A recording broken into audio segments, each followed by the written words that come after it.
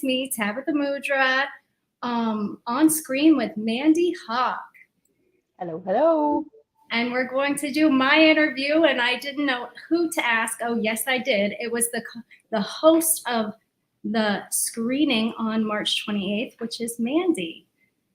Awesome. Thanks for And having me. yeah, and we've known each other for almost 16 years, so I think it'll be pretty comfortable, very casual. And let's dive in. What do you have for me? Good fit. So I'd love to just start with if you could just introduce yourself and tell us a little bit about your involvement in the project. Involvement in the project. I was involved in Pit Bulls and Piranhas. So initially, it was a script that I wrote, and it started by telling some stories and people saying, "Oh, maybe turn that into a movie." And I was like, that could be fun. And went on that adventure, wrote the script, did a lot of table reads. And then eventually we produced it, but not without plenty of challenges, including COVID-19. And then I also am a cinematographer, so I filmed it as well. I So remember some of the early reads, PC, and then yeah, that really took it to a screeching halt and a whole build back up again. So good job. It's really cool to see us being here now, considering how much of a halt the whole world went to for a while.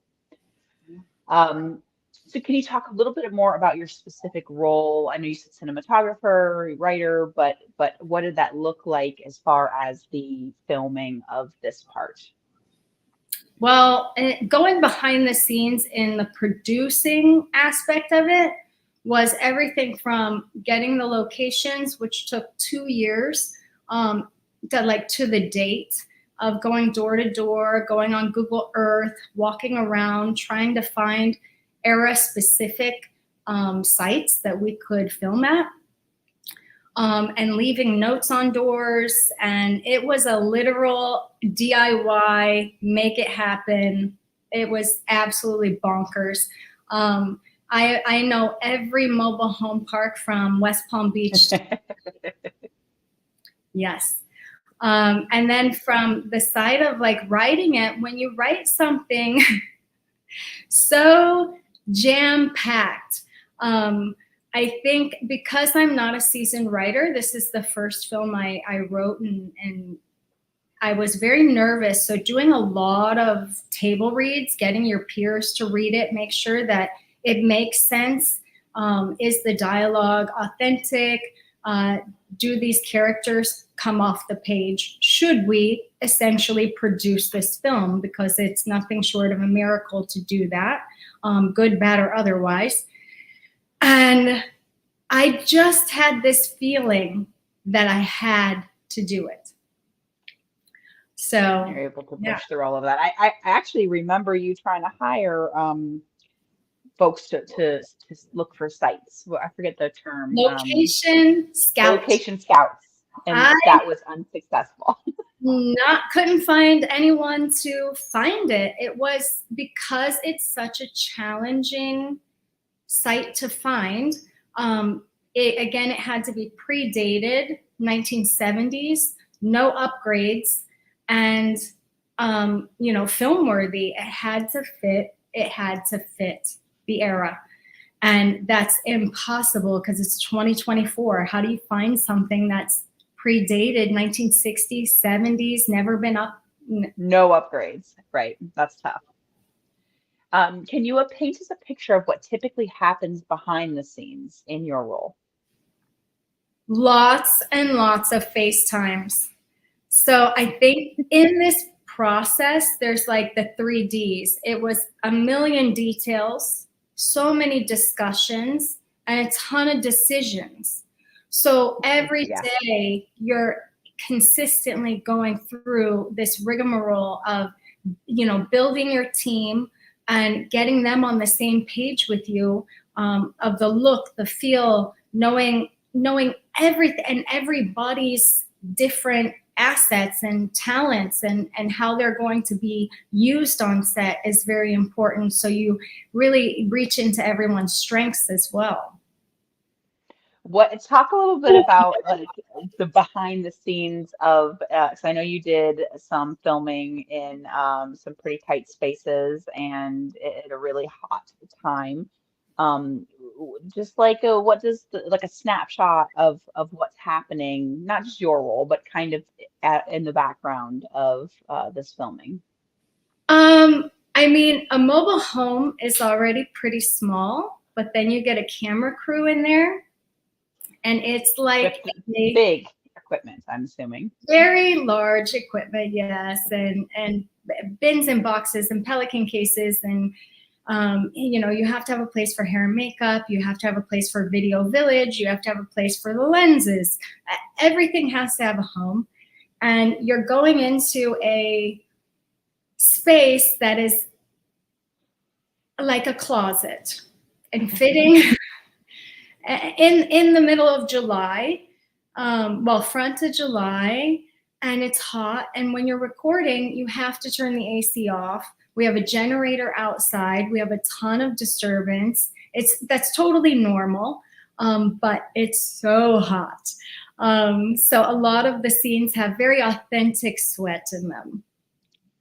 Luckily, it And worked. everyone was perfectly happy the whole time, I'm assuming. Um, yeah, we were very hydrate forward, like stay hydrated. Let's make this count. And yeah, I mean, there's just so much that goes on behind the scenes, but it looks like a clown car, you know, where there's 8 people in a room that would be otherwise like a bathroom. It's so small, and I love the challenge of filming in tiny spaces because it draws an intimacy that you can't get in a large space. A large space is so expansive. You have all this room and freedom. A small space tells you what you can or can't do. And then Yeah, you that get makes sense. as creative as you can inside of those restrictions. So out of the box thinking while in the box. So I imagine there's lots of stuff outside. Your sets of things that you talked about. I can imagine you got all of those in the trailer. So, well, we did 2 days Did in you? the trailer. Yeah. 2 whole Amazing. days. It was, yeah, it was amazing because I think we had at that point 12 crew. That's a lot of people in That is a a lot of people. very, very, yeah, it's a tight space. We have photos, we have behind the scenes, we have all that kind of fun stuff. They'll all be linked everywhere. But it was clown car crazy. That's wild. So what would you say is the part of this process that you're the most proud of? Most proud of, whenever you, as a creative, whenever you set out to tackle something that is so far out of your comfort zone, and you know it's going to call on you to be a lot of things emotionally and logically, and you're going to run the whole gamut. It's going to be ebb and flow, and just, it's just so much to get to the point where we're at right now, where we'll do our first screening, a work in progress screening, is nothing short of a miracle. There have been so many people, again, all those 3 Ds, details, discussions, and decisions. Just so many of them, and seeing how every person contributed from pre-production, production, and post. That there's no, you know, film. Don't get me wrong, there are your occasional few, but films are made with a team of people that are Huge crews.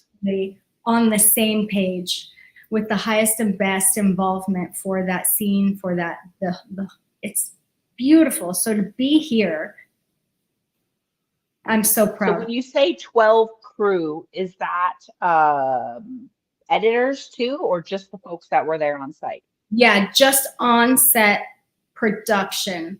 So once we're on post, now we have a much larger crew. And then when we were outside, we had extras as well. So we had 5 total casts, and then every element that is needed.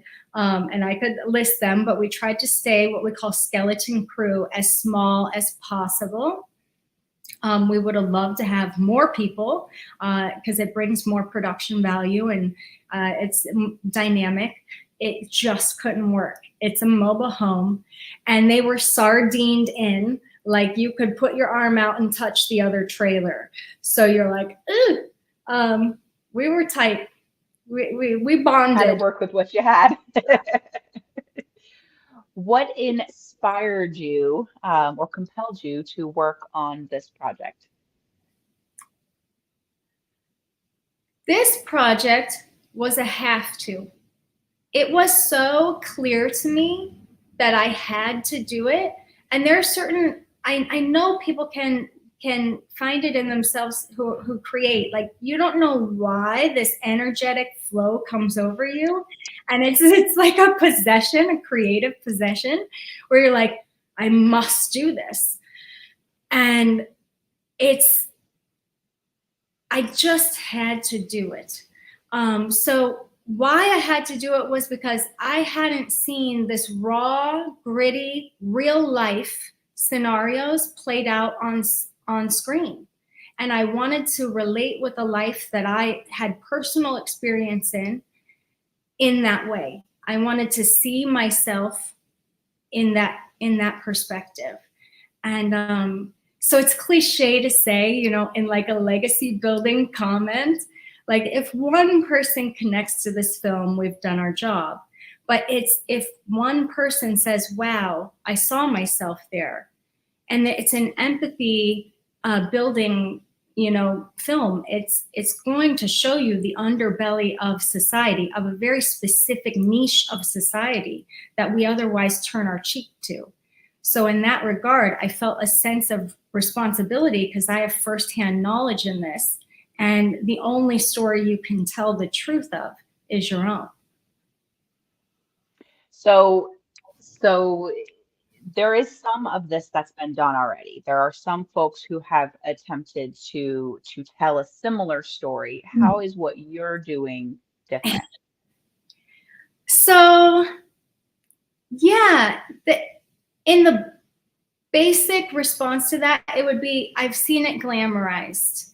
So it is over the top production value. They are you can tell it's a costume, you can tell it's an accent, you can tell it's procured. And I appreciate that because I'm like, oh, wow, it's represented, but it's trope. It's just like another stereotypical, access to this character type. And if that was their intention, great. I love grit, the rawest, most visceral, uncomfortable, and dirty type of film you can make. I was going to say, I think some of what's out there is glamorized, yes, but also a bit softened, I think, Yeah. from like the reality of what is likely occurred in that scenario. Yeah. And I would say even in this film, well, some people may disagree with me. I think it's very softened. Because if it were in its truest form, you would feel it, you would smell it, you would be there, and that energetic ick that comes with it, you just can't, because it's still a movie and we know it's a movie. Right, right. So talking about sort of the grit and the depth behind the movie, in your opinion, what qualities or actions exemplify someone who is a cycle breaker? Because I know a lot of this film is talking about is really showcasing the cycle of abuse. Yeah. So talk about that a little bit. Yeah, this film goes into a lot of things from mental health considerations, substance abuse, domestic violence, animal cruelty. And we're watching a young person go through her life. And essentially, we're seeing if she will break the cycle. So, what makes a cycle breaker? This is the unanswered question of all time. So, let's brain stew this. There's many theories. I think your identity how you identify with yourself and the world around you. Do you separate that this is my normal, this is my everyday is truth, or can you fantasize a different reality that may propel you into, say you watched a movie and you're like, oh, there's other lives out there, or maybe you had an influence or a mentor or someone who showed you a different way. You may then start to associate a hope. So identity, potentially hope. I don't think without hope and the drive or willingness to be uncomfortable and go towards something that you don't know, so the unknown. Right. Yeah, I think there's a prismatic effect to a cycle breaker, because not only do you have to see that it's possible, even though you have no proof that it's possible at all, you have to believe in the impossible or the I'm possible aspects of it. And then I think you probably need quite a few elements of your personality, like drive and motivation, some type of opportunity, whether you're creating it yourself or not, and then your mindset. I was going to say mindset. You have to believe you deserve it too, I think. Like you have to believe you can achieve it. Which if you don't believe it, even if an opportunity was to present itself, you might not even see it. And when we look at the duality in mindset, you have a person who says, the world is happening to me. And then you have a person that says, I am happening to the world. So if they're a creator at their base, they can start to manipulate their reality in order to, in essence, of creating their entire new life, whatever that is to cycle break. But I don't think they're necessarily aware, because you can be quite young. I don't know if you're aware that generational trauma and other experiences that lend to that are there. You're just living it. So you define it as normal. Like this is I think the shift happens in your head first, because especially when you're a kid, you actually cannot escape. There's nowhere for you to go. So the creation of a new reality for yourself begins in your brain before you can actually get out to go do something. But I think it's very interesting that you could have a family of 5 people and only one of the or 5 children rather, all the same upbringing, and only one of them makes the decision, that I am getting out, I'm changing, I'm doing something different, and the rest kind of repeat the same patterns that their family was. Mm-hmm. That's more common than not, and we're lucky if one makes it out. Right. And then we were talking briefly about, in the role of identity, having an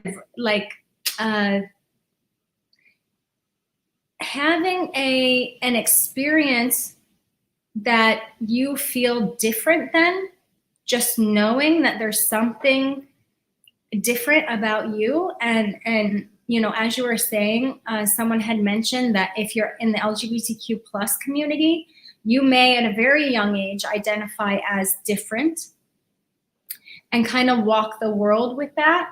And I think cycle breakers definitely have to have an identity of, I'm not choosing this. This is I'm going to do something different than status quo. Yeah, this is happening, but I know I can shift it. They just might not know exactly how.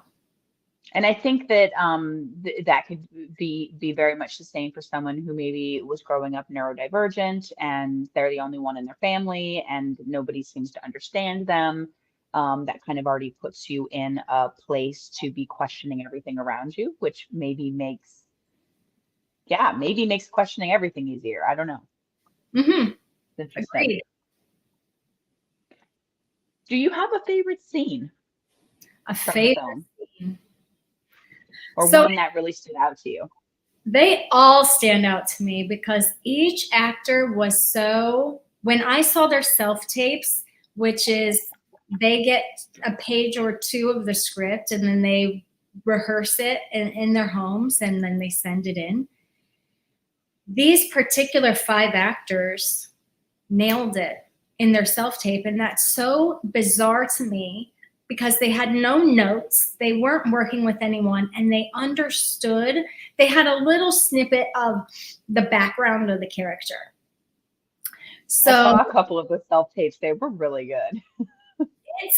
it's I think if self tapes could be awarded, these particular actors, and that's always a scare for a creator, a director, a teammate, is like, if the acting is bad, it could be the best movie ever, but like the writing could be there, the everything, but if the acting is bad, you're like, oh man. Doesn't matter how good the script is. If the acting is bad, you lost them. And so I am confident these actors are going to make you uncomfortable for sure. They nailed it. But let's show a couple scenes. We'll start with Mia Bella, who was age 5 at the time of this taping.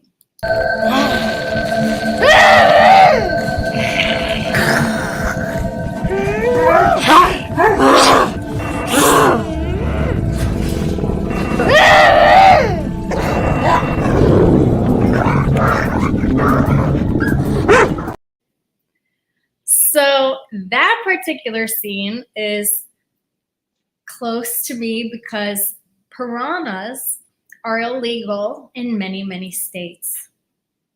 So I was like, what do we do? I tried to get a permit just to film them. And I asked the social media world and they were like, what about look into pacu? It's their cousin fish and they look the same and this and that. So we looked into it and we contracted a fish handler to bring us the fish just for this scene. And that's a raw scene. So there's no color or editing that's been done to that. It's not quite what you'll see in the film, but it's a snippet of what we filmed. And she thought it was the greatest thing. Mia Bella was like, piranha, piranha. I'm like, it's pacu, but yeah, piranha, yeah. But that was Can a you huge. tell us a little bit about what's happening there, or would that give it away? No, so she goes to feed the piranha because that was her daily dose of connection. She loves those piranhas. And yeah, somewhat drama is ensuing. Right during that scene, we're setting up to go into a flashback. So this is a scene jumper. We jump around from scene to scene. And so as she's barking, we start to hear dogs barking. And then all of a sudden we're in another world. And that's the transitions throughout are a loud bang. We're in another world. Something happens and we enter. It's very, very fun to play with transitions. That's awesome. Do you have another clip you'd like to show us? Yeah, I think the amount of intimacy needed for some of these scenes, again, we are in a very small space. But here is Dan and Craig they're getting confronted. And Craig wants Dan to slow down, calm down, catch a breath. Dan, man, you take it easy.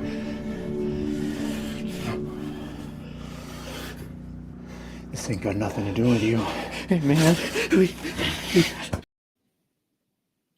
So it's a very intimate, sweat swapping moment.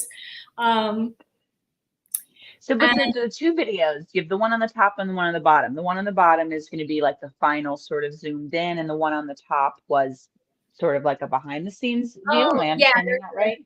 Yeah, there's a behind the scenes documentarian on set to essentially make the making of, because I find that fascinating.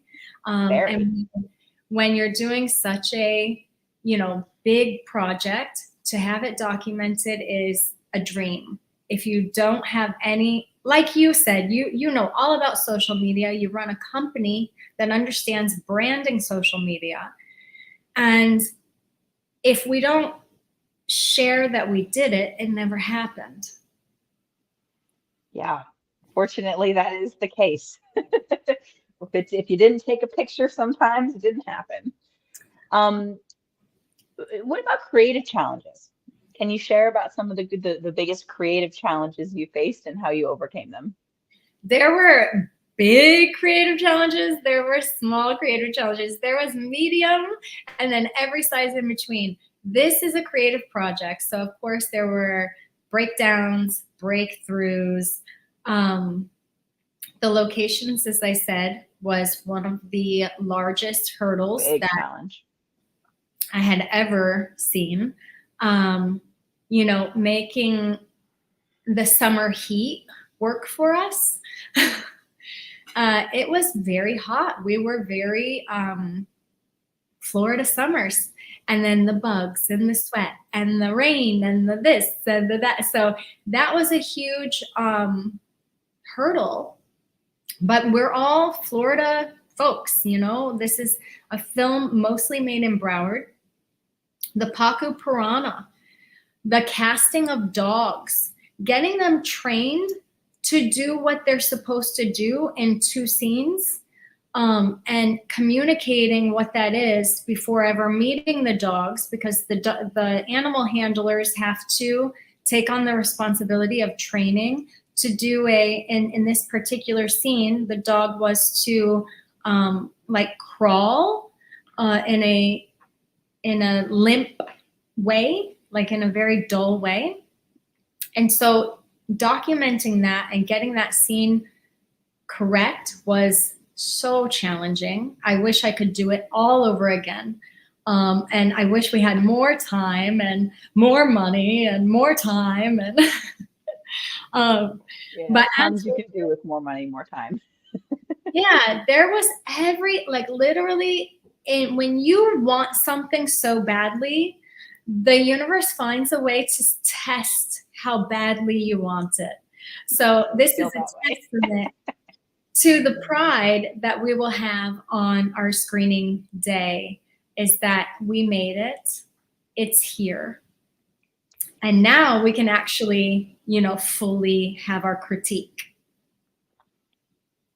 So speaking of screening, what emotions do you hope the audience will experience while watching this film?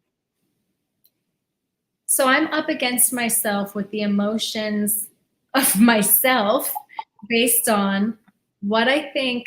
I don't know how much to care about the emotional context of the audience. There are certain people, I believe, may be very upset at the material. Again, it's visceral, it's uncomfortable. I hold in places for a long time to edge discomfort. A lot of people are not really into that.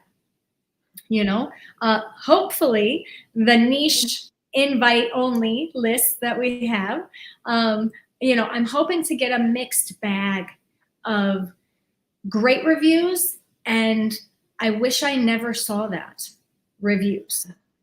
Because even with a wish I never saw that review, that might propel someone else who loves that type of film to come see it. We chatted about this briefly earlier, that if you had seen something that said this was horrible, I wish I'd never seen it, that you would have to see it. I would have to go. You're like, I need to know why it's so bad. Okay. Yeah. What about some of your biggest fears around showcasing such a visceral and heavy film? I don't think anyone's going to walk out, but I would be like, oh my gosh, did they just walk out? I've walked out of a film before. And I would be like, wow, that is propelling a very visceral reaction. But again, people are coming to support, so I have to remind myself of that. And you are giving trigger warnings. I've seen it on social media. It's going to be at the beginning of the film. It was in the invite, Yes, right? viewer advisories everywhere in the text messages, in the invite link, everywhere I can put them. And then, of course, you and I will both say a few words about the advisory, because all you can put on the film is literal viewer advisory and a couple words.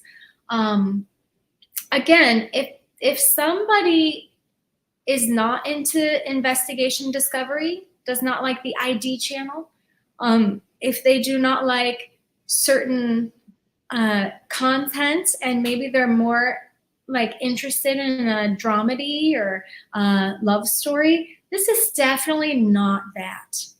Not even a little bit. It has Not all. their film, not a romance. I think it's very. To me, it's a love story. You know, from my perspective, it's a true story, love of storytelling. It's the dynamic of toxicity and how that lives and breeds off of each other. You know, and why certain people stay together even though they're incredibly toxic. So we get to review, you know, all of these different cases and from these offbeat characters, you know, whose moral compass is completely skewed. And that's what I love about it. So it's a love story for me. Okay. I don't know if I agree with you, but I'm gonna let you have that one. Maybe it's a self-love story, but probably not what someone would be going for a romantic comedy, but love it. What do you hope the film will achieve in its terms of impact for the audience and or maybe society perceptions? Yeah, so in the world of impact and societal perception, I'm very hopeful that we can deepen an empathy or compassion towards the underbelly and towards the fact that when someone expresses their story to you that may be similar to this story, that they're coming from that perspective. And I hope none of the people in the room can relate firsthand. You know, you hope that no one has gone through those type of struggles, but the reality is they have, and there's probably more people in that room than I ever knew that A have. lot of folks don't talk about it at all. So this is that opportunity to engage in conversation, in a healing journey, in seeing yourself or seeing an event or an action or a behavior that you're like, whoa, I know that. And it's so hard to articulate those type of things because it's not common. You know, people again don't want to talk about it. So I'm really hoping that that's the expansive understanding, is again building empathy and having a dialogue. So it sounds like you're really hoping that perhaps if there are some people there at the screening who have had experiences like this and are able to see themselves on screen, that it might help encourage them to talk about it, perhaps with some of the people in their lives. And then obviously we know the more we talk about things and maybe even go seek therapy if they haven't for themselves, that it really helps us heal, to be seen and heard and validated and talk about it with those that we care about. And I just want to say, I feel seen, heard, and validated by many, many of my closest friends, you being one of them. And so I'm having a little love bug moment because it's so true what you're saying. When you reiterate to me an experience I had, and it sounds so comprehensive that you got it, I feel like a sense of calm. It no longer has the power. So we're able to neutralize something that could or build into a larger trigger. Yeah. So absolutely. So it's I don't have obviously a different background. I also have a trauma background in a different way, but one of the things that has just made such a huge difference for me is just the folks like echoing it back to me, that and being able to be with whatever it is I'm sharing. And I think that one of the things that some of us do better than others, but there's a lot of room for growth in our society as a whole, being able to be with other people's pain. Mhm. And just like, you don't have to fix it or do anything about it. So just listening to it, like what your childhood was like, because there's nothing we can do to fix it at this point. Like if somebody sees the movie and starts sharing, I guess I kind of hope that folks will hear this too and know that like that person doesn't want you to fix it. Like just wants to know, like the shame goes away when somebody else can just see you without judgment. Mm-hmm. So. Mm-hmm. Aw. Yeah, let's do that. You're Oh, very, well, yeah, you're empathic in that way. And there's, we don't have to have, you don't have to have the same background as someone to relate, to listen. right. But I also would like to say it's really nice to check in with someone to see if they can be a space to listen. Sure. Yeah, I think absolutely. that's like what sometimes is missing in conversations is we don't want to just assume to tell the story, but rather, oh, I have this story I would love to share if you have space for it. Yeah. Yeah. Or I could really relate to some of the stuff on that was shown, and I'd love to talk a little bit about it with you. What do you think? Or Mhm. would you be willing to hear me? I love that because we don't. Some people just like Um, or what I was super guilty of forever is I would always just try to fix things when people shared with me. And now I work to check in and say, hey, are you looking to just vent? Do you want to be validated or would you like advice? And knowing which of those categories that person is really hoping I can meet them at makes a big difference to knowing how I'm going to respond. Um, so yeah, then hopefully that share brings us closer instead of causing conflict. Anything else you want to say on that before I ask the next No, question? go for it. What ways do you feel like you've grown as a filmmaker as a result of creating this film? The personal growth elements. It's funny because I watch my demo reel now, like my older demo reel, and every project you're just getting better. Well, hopefully you're getting better. Well, yeah. You don't want to go back, but in the world of writing this film and all the elements of it being a period piece in the 1980s, it having a firearm and the sensitivities and protection and safety around that, it having dogs, fish, a child actor, an intense amount of violence, I was like, wow, all in the first 15 minutes. Check. Check. This was on my bucket list of things that I wanted experience doing. And I wasn't getting that experience waiting for an opportunity that showed up that had all those elements. I had to take a big risk and say, are you willing to go out and do this on your own? With the help of a huge team, but Right. literally, executively produce this film. So it was a yes. And with many ups and downs and all arounds, you grow your patience. I also, I always say I'm in therapy because I don't really care for the public. And that's people, because people be peopling and I don't They always do know be people in. say or do, and I don't understand them all the time. And I'm just like, tell me how you got to that. And so with that, I feel like in the process of this film, people have been peopling, and I'm like, yeah, I can be with that now. Whereas it used to trigger me, I just allow the people, and I keep it moving. Yeah. Whereas Yeah, before, that radical acceptance. yeah, that's exactly what it is. Yes. I see you over there. Okay. If you could go back in time, what advice would you give your younger self kind of around this? Oh man. I think I would say that cliche thing, which is feel the fear and do it anyway. I have been such a risk taker on my own accord, like, because I'm like, if I take the risk on myself, it's on me. It's my responsibility, whether it's good, bad, or indifferent.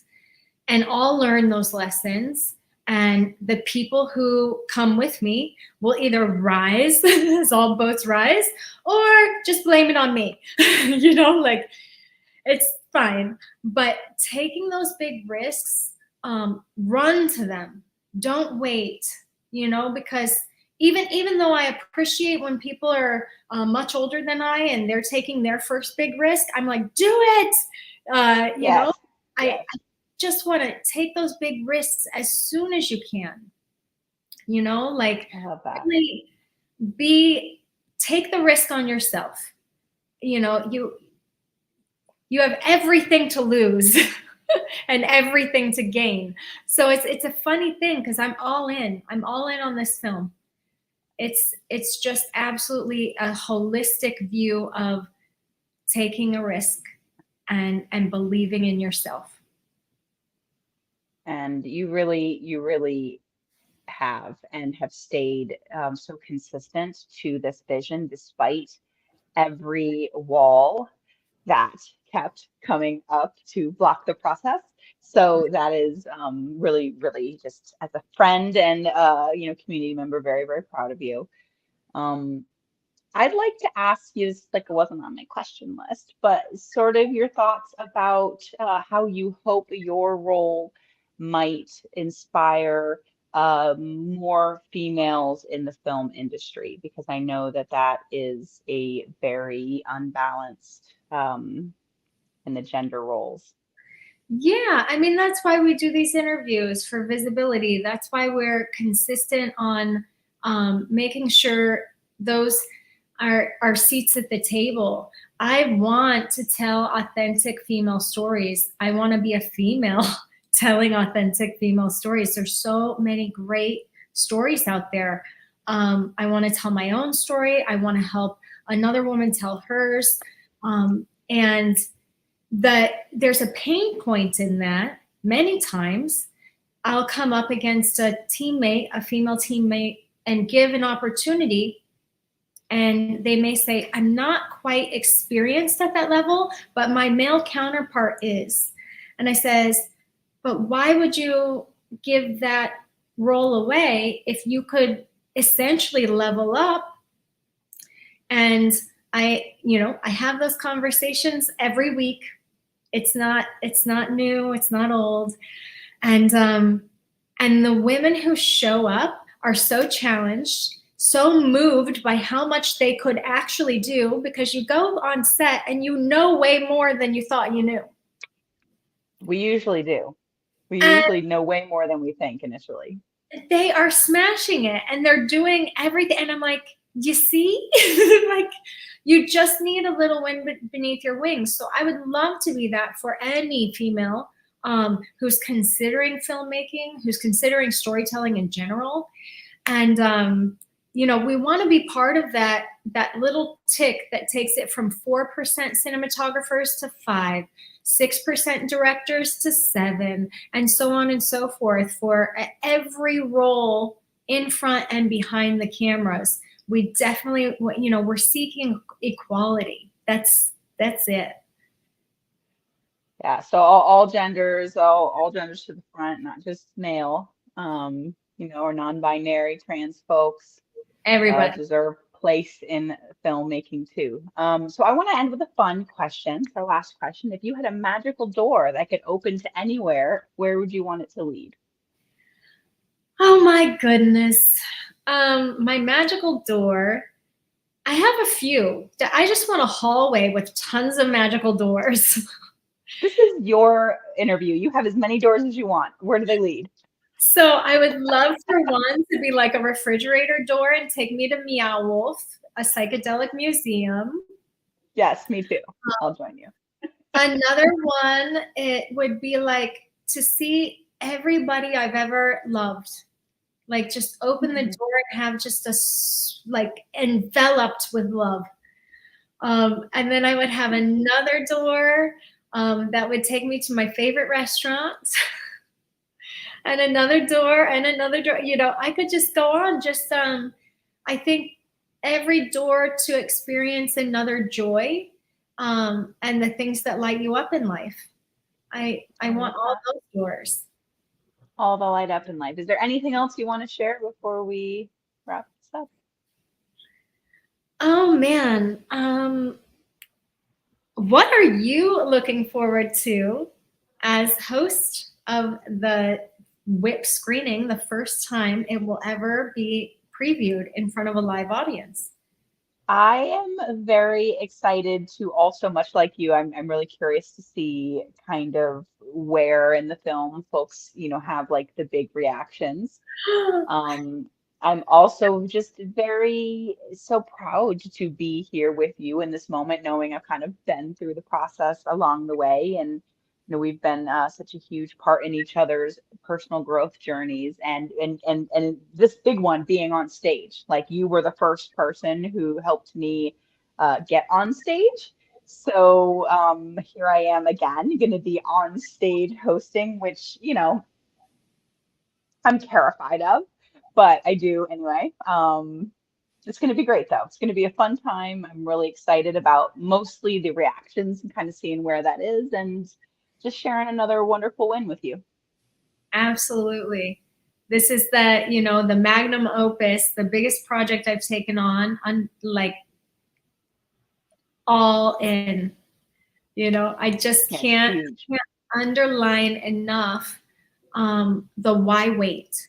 Why wait to discover, and even if every day you do a little thing towards your dream, hope, goal, whatever that little thing is, just doing a little bit, and it chunks away, you know, just it's here. You know, Yeah, one step. 5 years ago it was on a page, and then we had COVID, went through the casting process, got closed down, you know, every hurdle. And, you know, why not? Why not do your absolute dreams? We have one tiny little life, like let's shine. Yes. Dr. Wayne Dyer had a quote that don't die with your music still in you. And that was absolutely one of my favorite quotes. And I try to live by that. Like, you got talent, don't let it die inside you. Absolutely. Well, on that, we'll close out. And again, thank you so much for doing this interview. It's very hard to interview yourself. Indeed. So My pleasure. okay.